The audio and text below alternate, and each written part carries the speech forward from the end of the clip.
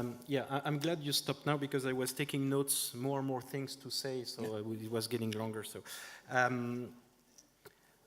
starting question, we live in an artificial world.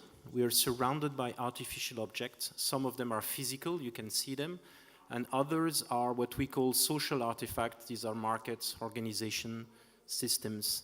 And this was pointed out by Herbert Simon, the science of the artificial. And the big question is, how do these objects come to being? How come suddenly we have a market?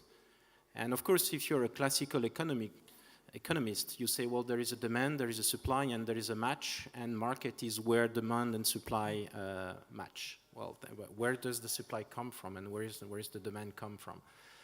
Economics usually stop here, and that's where entrepreneurship starts. And I'm going to tell you how demand and supply emerge, and at some point get together.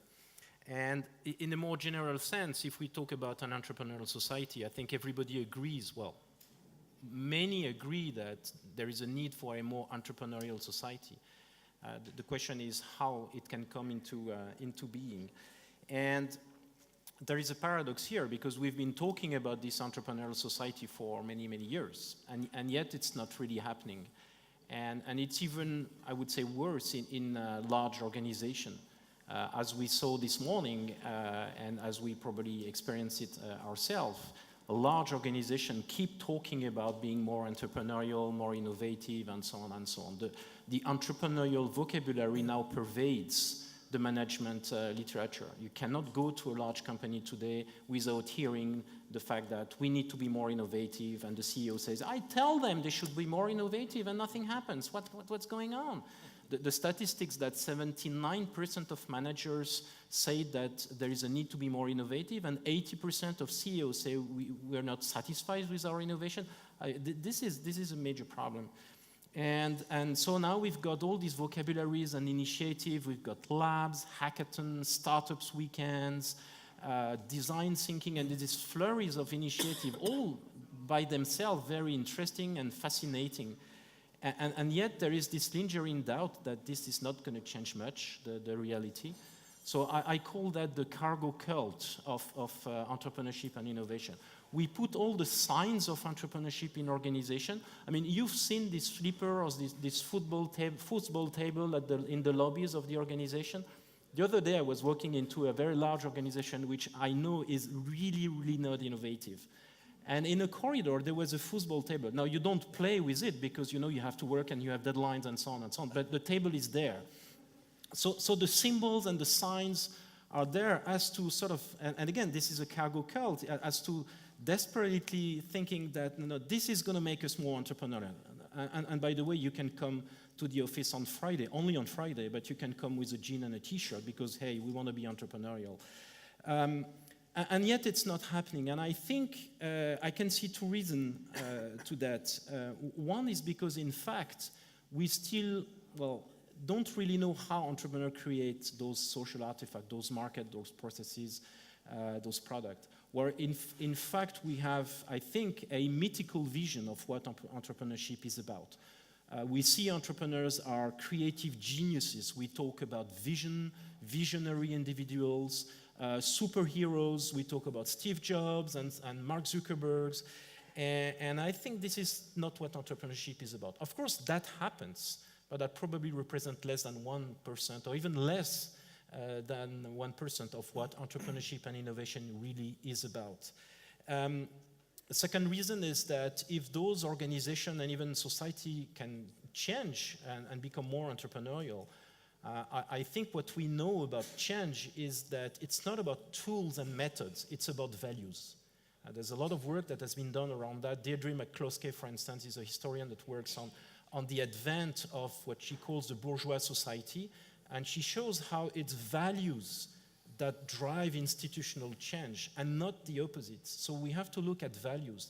And in fact, in an organization, what drives change, what drives behavior is the values. And some of them are explicit, some of them are implicit. So I think we need to look at the values that should be promoted within a society to make it more entrepreneurial, or the values that exist and make a society more entrepreneurial.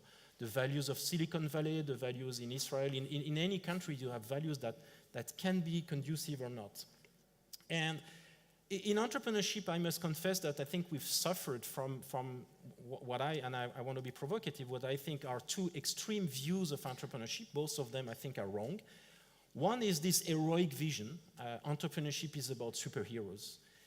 And we need to study them. So in England, you would have Richard Branson. In the US, we have Steve Jobs. In France, we can find some. And the other opposite is the management view of entrepreneurship. Well, it's all about planning. Get a good business plan, get organized, and it's all about the good implementation of a good idea. How do you get this idea? We don't really know, but get the idea, and then we can talk about planning. So these are two extremes. And 15 years ago, a lady called Sarah Sarasvati, who is Indian, came to the US. She was a former entrepreneur, and she did her PhD with Herbert Simon. You can imagine the luxury it is.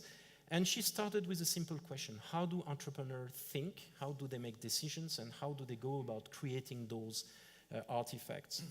And in the process of looking at how entrepreneurs do, not asking them what they do, of course, because they're very good at telling story, but looking at what they actually do, she came up with 5 principles that she called together effectuation.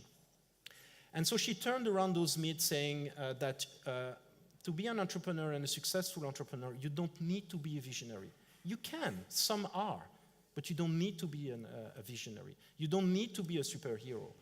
You don't need to have superhuman qualities. You can, if you're lucky enough to be well-organized and charismatic and so on, but most entrepreneurs are not. So she highlighted 5 principles, which are empirical principles that those entrepreneurs use again and again. I will very quickly go through them. The first is that entrepreneurs start with their means, with their available means. So instead of, like many of us who have been to business school, you first need to have a goal and then to find a way to reach that goal. That's not what entrepreneurs do. They look at what they have and then they ask, what can I do with what I have? You can see the value for an entrepreneur because you start with what you have. What does anybody have in terms of resources? Before money, before machines, is your personality, your knowledge, and your network. Okay, I can expand to that, but the good news is that this is free. This is given by nature. Okay, when you're born, you have a personality. Yeah, everybody has a personality. Sometimes it's hard to believe, but everybody has a personality, knowledge, and a network. And these are the primary resources that makes everybody a potential entrepreneur in the broadest sense. The second principle she highlighted is that entrepreneurs decide not on the basis of expected return. I do that because I expect that to bring, so many dollars or whatever. They make decisions based on what she calls affordable loss. I do that because if it doesn't work, it's not a big deal for me. I might have lost a little bit of money, a little bit of time. I don't really know what I'm going to get, but I can afford to lose that if that happens. It's a huge principle because by that she shows, and again, myth busting, entrepreneurs don't like risk. I would like that to be written. Entrepreneurs don't like risk. They accept to take risk and they want to control it. Entrepreneurship is not about risk-taking. Any human activity is risky. Entrepreneurship is also risky. An entrepreneur develops strategies to control that risk. Affordable loss is one of them. Working with others is the second one. Precisely, working with others, she shows that, she calls that the crazy quilt. Okay, stitching together pieces of fabric. And that's a metaphor for the entrepreneurial process. The entrepreneurial process is not about great ideas, it's about developing great ideas by working with others, stakeholders, committed stakeholders. And those stakeholders bring something to the table in terms of resources. Might be knowledge, might be access, might be money, whatever. And then they contribute to the entrepreneurial process. Number 4, entrepreneurs take advantage of surprises. It's the role of contingency. They don't know what the future is about. They're going to take advantage of contingency. So that's contingency versus planning. No design in advance. I don't visualize the market in 20 years. I go about doing stuff with people. And principle number 5, she calls that piloting the plane. And that's an illustration of the best way to predict the future is to construct it yourself. Entrepreneurs don't discover the future, they create the future. not in a big visionary way, usually, in a small way. I work with somebody, committed stakeholder, and I transform my environment locally. And then I go about doing it with somebody else, and then with somebody else, and then with somebody else. And the outcome of that is those artifacts. So those are empirical principles in the sense that we observe that entrepreneurs do that. And when I teach them, many people say, oh, but I've been trying to do that myself. Yeah, of course. Effectuation is not a new theory. It's just teaching birds how to fly, really. Or it's telling birds that they can fly the way they've been flying, and that what we've been teaching in business school is probably not the right way to do entrepreneurship. They show that everybody can be an entrepreneur, okay? Because all it takes to start is your personality, your knowledge, and your network. Network not in a big sense. You don't need to know the CEO of a Fortune 500. It can be your local baker who's going to help you cook your biscuits, as the story of a famous French brand shows. Most importantly, those are principles. So we leave the sort of a romantic view of entrepreneurship. We have principles that we can teach. They are very strongly anchored in research, in psychology, in economy, and so on and so on. But these are principles that we can teach. So we leave the mythical view of entrepreneurship. We move to something that can become ordinary. And I think that resonates with Drucker's idea.